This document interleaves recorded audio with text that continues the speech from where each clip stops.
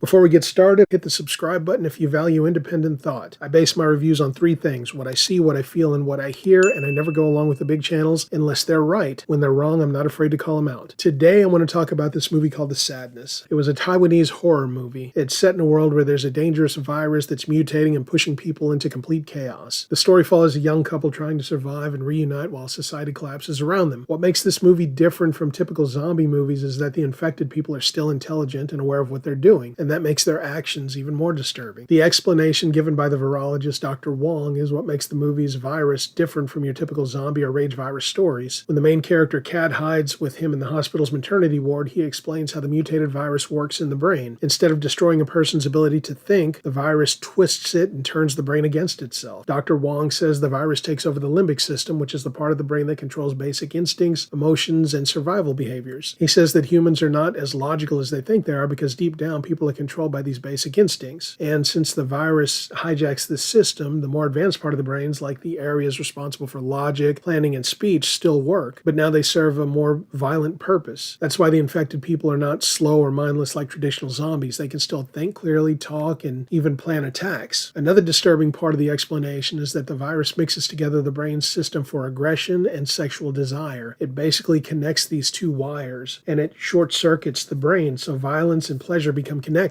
Because of this, the infected feel intense pleasure whenever they hurt someone, which turns them extremely sadistic. The most horrifying detail is what Dr. Wong calls the sadness, which is the title of the film. He explains that the infected are still fully aware of what they're doing. The virus doesn't erase their memories or their personality or their sense of morality. Instead, it destroys their self-control and their ability to resist their violent impulses. He compares it to trying not to blink. It becomes impossible to stop. So typically throughout the movie, when an attack is about to happen, you see a single tear stream down their face. And this is to represent that they're trapped inside their own bodies and forced to watch themselves commit terrible acts without being able to stop themselves. The movie itself focuses heavily on fear and panic and how quickly normal life can fall apart when people stop caring about the rules or morality. The movie is fast-paced and it's about survival and horror and extreme violence and psychological terror. And at the same time, it also explores themes like human cruelty, isolation, and how people react under pressure. The whole thing is pretty intense from beginning to end, and there are some graphic gore scenes, disturbing behavior, and a constant feeling of hopelessness. It's definitely not a casual horror movie, and it's mostly recommended for viewers who enjoy dark and extreme films. So if you don't want to see things like a bloody intestinal orgy,